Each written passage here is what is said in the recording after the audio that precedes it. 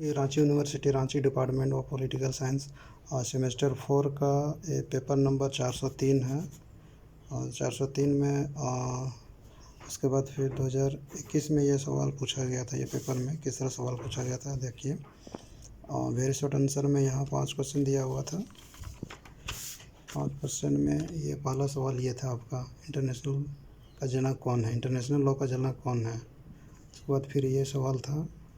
उसके बाद किसने कहा राष्ट्रों को परिवार के सामान्य सम्मति अंतर्राष्ट्रीय विधि का आधार है, ये सवाल था। उसके बाद फिर ये भी था।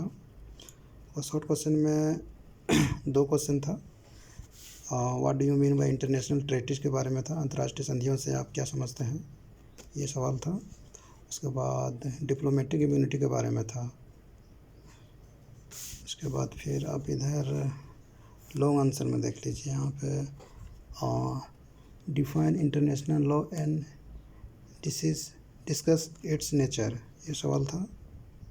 उसके बाद फिर इधर इंटरनेशनल लॉ से था तो फिर हाउ स्टेट आर रिकॉग्नाइज, ये सवाल था।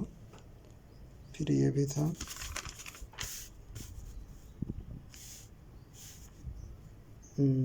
फिर एक्स्ट्राडिशन के बारे में सवाल था, डिफाइन एक्स्ट्राडिशन यानी कि प्रत्यर्पण की परिभाषा दें, इससे संबंधित सवाल पूछा था। इसके बाद फिर यहाँ शॉर्ट में 2 यहाँ लिखना था टिप्पणियाँ, मतलब आंसर लिखना था।